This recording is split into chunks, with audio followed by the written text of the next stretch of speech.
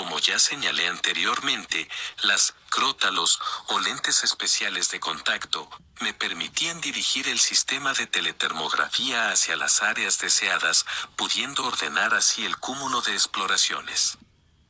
Las imágenes obtenidas por este procedimiento fueron sencillamente dramáticas. La mayor parte del cuerpo de Jesús, bañado con sangre venosa, ofrecía una tonalidad roja parduzca, mientras los hematomas, mucho más calientes, arrojaron un color azul intenso. El rastreo nos permitió observar cómo la red arterial principal no había sido dañada, aunque la vascularización cutánea y el sistema venoso superficial, especialmente en extensas zonas dorsales, presentaban numerosos destrozos. Según los médicos del proyecto, en el supuesto de que el maestro hubiera conservado la vida, su recuperación, con las técnicas y fórmulas de aquella época, se hubiera prolongado por espacio de más de 3 meses.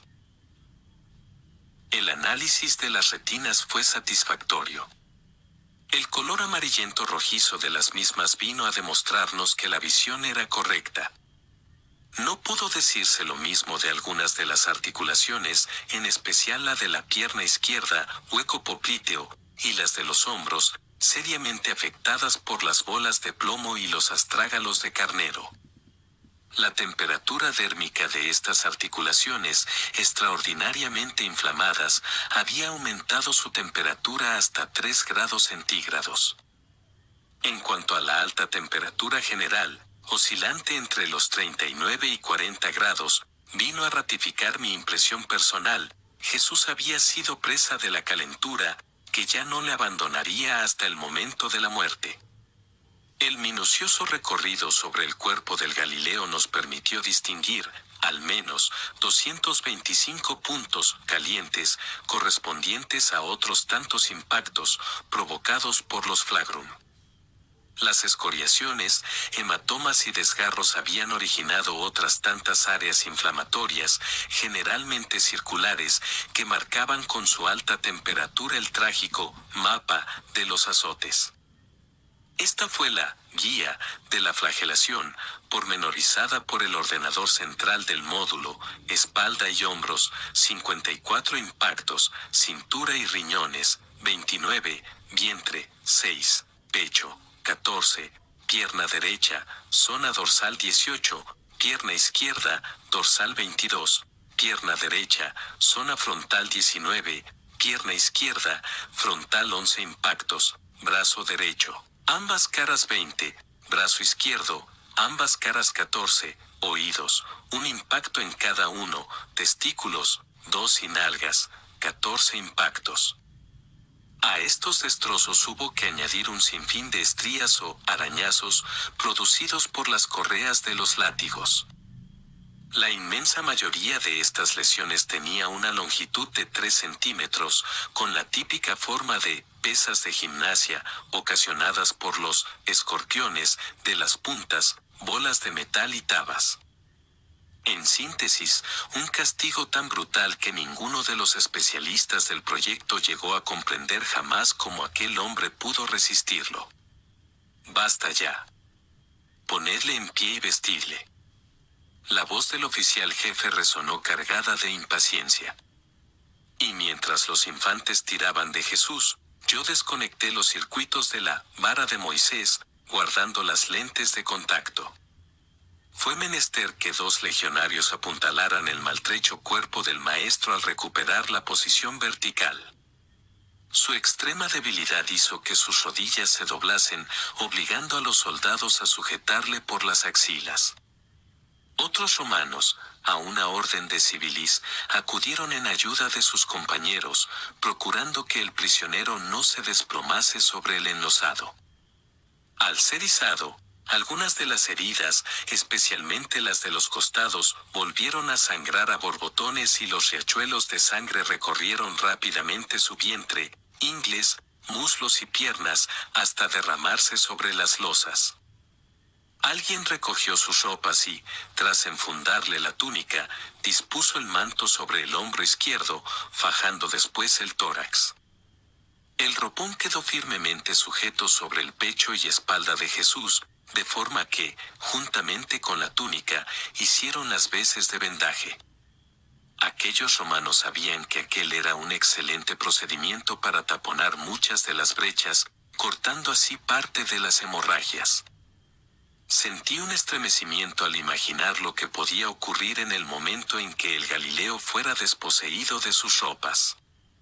Si los coágulos quedaban encolados al tejido, como así debía ser, la retirada de la túnica significaría un nuevo y doloroso suplicio, con la consiguiente apertura de las llagas. La sangre empapó inmediatamente la túnica blanca, que comenzó a gotear por las mangas y por el borde interior. Y el esponjoso tejido se vio teñido con innumerables y anárquicos corros rojizos. Los soldados obligaron al nazareno a dar algunos pasos, pero, cuando apenas había arrastrado sus pies descalzos sobre el pavimento, las fuerzas le abandonaron, desmoronándose. La rápida intervención de los legionarios de Civilis evitó que cayera al suelo. El grupo interrogó al centurión con la mirada y éste, desalentado, indicó a sus hombres que le sentaran en uno de los bancos de madera del pórtico. Civilis comprendió que, de momento, era inútil conducir al reo hasta la terraza donde debía esperar el procurador. Hubiera sido absolutamente necesario que varios infantes le acompañasen y sostuviesen. Los temblores febriles seguían sacudiendo el cuerpo del nazareno que, poco a poco, paso a paso, fue conducido por los romanos hasta uno de los asientos situado en el lado oriental del patio. Mientras, otros legionarios habían iniciado la limpieza del enlosado y de la columna sobre los que había tenido lugar la flagelación. Los caballos volvieron junto a la fuente y sus cuidadores siguieron cepillándoles y restregando los lomos con manojos de poleo, cuyo olor, según la creencia popular, mataba los piojos. El centurión se quitó el casco y, tras meditar unos segundos, se alejó del pórtico, en dirección al túnel que llevaba al pretorio. Debo señalar que, conforme observaba el renqueante caminar del maestro, una visible cojera en la pierna izquierda me llevó a la conclusión de que el latigazo de Lucilio en plena corva había alterado la articulación de dicha rodilla. Este extremo sería posteriormente ratificado, como ya indiqué, por el examen teletermográfico. Jesús fue sentado, al fin, sobre uno de los bancos. Y al hacerlo, un rictus de dolor se dibujó nuevamente en su rostro. Era muy posible que aquel gesto estuviera provocado por los golpes en el coxis o en los riñones. Al apoyarse en la madera, el hueso inferior de la columna y las zonas lumbares debieron acusar el contacto con el asiento y el respaldo, respectivamente. Durante algunos minutos, la actitud de los legionarios fue tranquila, incluso correcta. Dos siguieron junto al nazareno, pendientes de su recuperación, y el resto se dirigió a uno de los corrillos que vociferaba desde una de las esquinas del patio. Al ver que el maestro se encontraba algo más tranquilo, no pude resistir la tentación y me aproximé también al círculo de legionarios que, sentados o en cuclillas, centraban su atención en una de las losas del pavimento. Al asomarse por encima de las cabezas de los soldados comprobé que se trataba de un juego, una especie de 3 en raya, descrito ya por Plutarco. Usando sus espadas, los miembros de la guarnición habían trazado un círculo sobre una de aquellas losas, grabando también en el interior de dicho círculo una serie de toscas figuras y letras. Pude distinguir una B, que servía, al parecer, para la llamada jugada del rey, o de Basileus, en griego, y una corona real. Todas estas figuras aparecían separadas unas de otras mediante una línea que zigzagueaba por el interior del círculo.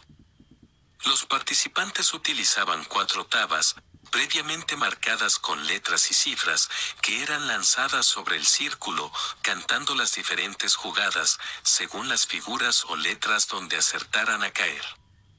El juego fue animándose paulatinamente y varios de los legionarios cantaron jugadas como la de Alejandro, Darío y el Efebo. Por último, uno de los jugadores tuvo la fortuna de que uno de sus huesecillos fuera a rodar hasta la corona, gritando la jugada del rey, que equivalía a nuestro jaque mate, y, por tanto, al final del entretenimiento. Los soldados recogieron las tabas y el que había ganado, influido seguramente por aquel último golpe de suerte, reparó en el Galileo, animando a sus colegas a proseguir el juego, pero esta vez con un rey de verdad.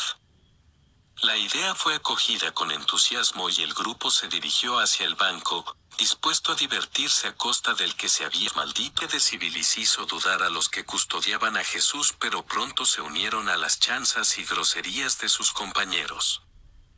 De pronto, aquella decena de legionarios aburridos y desocupados se hizo a un lado, dando paso a otros dos infantes.